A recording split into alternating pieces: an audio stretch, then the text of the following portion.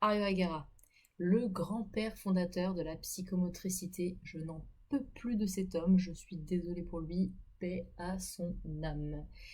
Mais enfin, Ario Agara, c'est un neuropsychiatre espagnol. Il est né en 1911 à Bilbao et il est décédé malheureusement pour tous vos petits cœurs en 93. Je vous laisse calculer son âge. 82 ans, très bonne réponse à tous nos champions de maths. À 16 ans, le jeune Guerra, tout beau tout frais, il part à Paris étudier la médecine. Donc c'est en 28 qu'il va vraiment commencer à étudier la médecine en Paris, il y arrive en 27. Donc dès 1933, il est interne en psychiatrie. Et c'est en 36 qu'il va déposer sa thèse, la douleur dans les affections du système nerveux et central, la Big Brain. Bon, pour le moins drôle, il va s'engager finalement dans la guerre civile espagnole en 36. Cette guerre civile se finit en 39, mais lui il revient en 38 en France. Et il va finalement s'engager également du côté des résistants pendant la Seconde Guerre mondiale. Bon, à l'issue de celle-ci, il sera en vie et il obtiendra la nationalité française ainsi que ses diplômes, dont celui de professeur agrégé de neuropsychiatrie. Donc, il fait des guerres, mais il n'est pas au chômage non plus, il bosse bien. En 1950, à l'hôpital Sainte-Anne se font les premières consultations pour enfants. Donc, il naît les esquisses de l'orthophonie et de la psychomotricité, orthophonie avec mésonie et psychomotrice avec soubirant. Ario Aguera, il va donc s'attaquer à la psychiatrie de l'enfant et il va le faire dans sa revue, oui, sa revue, qui porte donc le même nom, la psychiatrie de l'enfant. Donc revue soutenue également par Sacha Nacht, laissez-moi tricher à ce moment-là, Lebovici et Diatkin. Ah, complexe comme nom, hein. On s'y remet pas. Bloqué dans sa carrière, il part finalement en Suisse en 1959. Oh, disgrâce, oh, trahison, il nous laisse, mais il va bientôt revenir. Et il dirige la clinique Bel Air à Genève en 1900, non, jusqu'en 1975, autant pour moi. Donc il a quand même de belles ambitions puisqu'il dirige comme une clinique. Il le fait aux côtés de Bullinger. Il va enseigner en fait à l'université de Genève et c'est à ce moment-là qu'il va pouvoir rencontrer Bullinger. Donc comme on dit dans le jargon, les grands esprits se rencontrent. Mais comme je vous l'ai dit précédemment, je vous l'ai spoilé, malheureusement ne m'en voulez pas, il reviendra en France en 75 pour sa retraite universitaire et il sera nommé professeur au Collège de France et occupera la chaire de psychologie jusqu'en 1980. Après, vers 86, il va avoir des problèmes de santé et il meurt en 93, comme je vous l'ai déjà dit finalement. Ario Agara est donc l'auteur de plusieurs ouvrages, dont le manuel de psychiatrie de l'enfant. Il fallait s'y attendre. La vision Ario Agara, c'est une vision transdisciplinaire. Elle intègre la neurologie, la psychologie génétique, la psychanalyse et la philosophie, notre grande mère nature à tous. Donc le soin avec Ario Agara va se retrouver entre l'organique et le dépassement par l'expérience. Pas très clair? En fait, l'environnement, il va prendre toute son importance, surtout avec les influences qu'il va avoir, qui vont être Piaget, Vialon, Freud ou Merleau-Ponty, enfin toutes les têtes de son époque. Donc, il s'inspire vraiment des plus fameux. Et donc, l'environnement va prendre toute son importance. Notre environnement, surtout de notre enfance, elle va façonner tout notre passé. Donc, on aura un passé réel, ce sera des faits indéniables, mais avec notre perception, on aura un passé vécu, éprouvé. Et donc, il faut bien faire la distinction entre les deux. Et c'est de ce fait-là, en fait, il y aura un dépassement de l'organique par l'expérience. À présent, les grandes thèses de Haru Agara qui l'ont rendu évidemment connu. Ses thèses ou ses travaux, du moins. Donc, la première, c'est le corps comme relation. En fait, ce qui tente de nous développer ici Arvagara, c'est le biais par lequel notre corps est médiateur. Il nous permet de nous ouvrir au monde et d'entrer en relation avec lui. Pour mieux comprendre ce raisonnement, ma foi, qui pourrait paraître simple, on va juste poser quelques aspects du corps. Donc le corps, il est de matière corruptible, il est différent de ce qu'on nomme la chair, qu'elle soit humaine, animale, et il est issu d'une culture bien souvent dualiste qui va séparer le corps et l'esprit, comme dans les religions ou comme avec notre fameux Descartes qui est jamais bien loin finalement.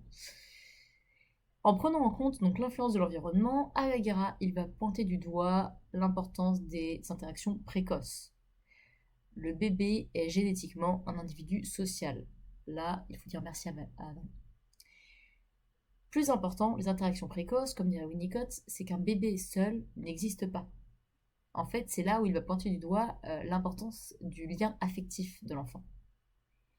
Mais évidemment, l'importance de l'équipement biologique de base va jouer un rôle déterminant. Si l'enfant est malade, s'il a un faible système immunitaire, etc., etc., etc. Lors de l'interaction, l'émotion s'exprime à travers le tonus.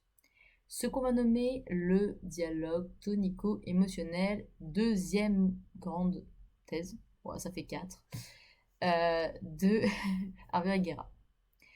Cette thèse-là, vraiment, vous la surlignez, vous la faites tatouer, je ne sais pas, vous la notez quelque part et vous la retenez si, en tout cas, psychomotricité, ça vous intéresse et ça vous parle.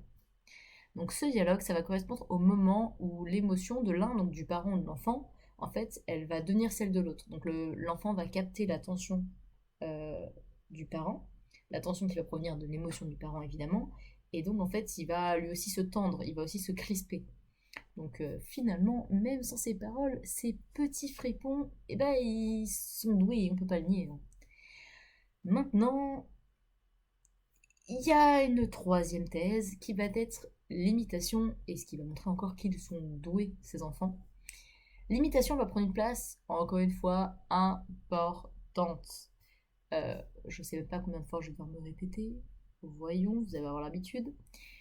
Elle prend une place importante, l'imitation, dans le processus d'autonomie et d'affirmation de soi, chez le nouveau-né. Hein.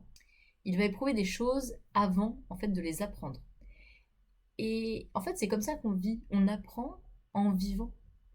Donc en fait, il faut vraiment passer par la réalité corporelle, en fait la mémoire en quelque sorte du corps. Il va justement affiner sa perception, ses expériences pour créer son éprouvé, aka sa corporéité. Et en anglais, ça se dit même corporeality, et je trouve ça pas mal non plus comme mot finalement. Enfin, découle donc de toute la phénoménologie de Merleau-Ponty, donc c'est science philosophique, je ne vais pas m'attarder dessus. Le je peux penser, donc je suis d'un Descartes revisité qui finalement dit même son contraire, puisque Descartes a une vision dichotomique du corps et de l'esprit. Je vous l'avais dit, il allait revenir. Le corps, par ses expériences, va impacter notre perception du monde, comme je vous l'ai dit tout à l'heure. Et donc, il va participer à ce qu'on est et à notre façon de nous comporter. Donc ça commence chez le tout petit. Et nous avons un corps, mais nous sommes un corps, puisque nous agissons. Et c'est notre corps qui agit, plus que notre conscience directe. Maintenant, l'axe corporel. Son intégration, c'est un appui postural, émotionnel et représentatif. Ouais, c'est polyvalent cette notion. C'est avec André Thomas en 1948 que notre petite Haru, oui je me permets de l'appeler comme ça, publie l'axe corporel musculature et innervation. Axe corporel comprend en fait la tête, le cou et le tronc. Il équivaut à l'équilibre entre flexion et extension, toujours des notions primordiales, mais on reviendra dessus avec les bons termes plus tard, afin de s'ajuster aux effets de la pesanteur et donc de se verticaliser. Historiquement, ça ne vous rappelle rien? On va pas repasser sur un point historique, ni préhistorique plutôt, je devrais dire, mais la verticalisation, en tout cas enfant, nous permet une nouvelle vision du monde. Historiquement, ça marche aussi. Elle va nous libérer les mains et faire en sorte que le larynx descend pour qu'on puisse utiliser nos cordes vocales d'une autre manière qu'avec des gazouillements étant plus petits. Donc on devient de plus en plus autonome et on s'individualise, étant enfant, par tous nos petits déplacements là qui... Je devrais juste donner mes hommages aux parents tombés au combat. Donc notre neuropsychiatre favori accorde une importance à l'observation, c'est vraiment la base de travail de la psychomotricité. On s'arrête là. Il a aussi discuté d'autres aspects de la psychomotricité, comme la sensorimotricité, avec son fameux copain de Suisse, Pulanger. Donc, pour finir, et pour résumer, Aloe Guerra à retenir, c'est que toutes les bases de la psychomotricité, ou presque, viennent de lui et ses inspirateurs, on va dire ça comme ça, ces auteurs qui l'ont inspiré et que nous verrons. Donc, nous avons en notion dans Guerra le corps relationnel, le dialogue tonico-émotionnel, l'imitation comme processus d'imitation et d'autonomie, l'axe corporel, support émotionnel et représentationnel, et surtout, n'oublions pas l'importance des interactions précoces, de la distinction du passé vécu et réel, et respectons donc par ce fait-là le ressenti de chacun. C'est peut-être son passé éprouvé. Et enfin, nous avons la corporéité, corporeality. Merci d'avoir regardé cette vidéo et bonne journée et continue de m'écouter à dire des bêtises, ça me fait toujours plaisir.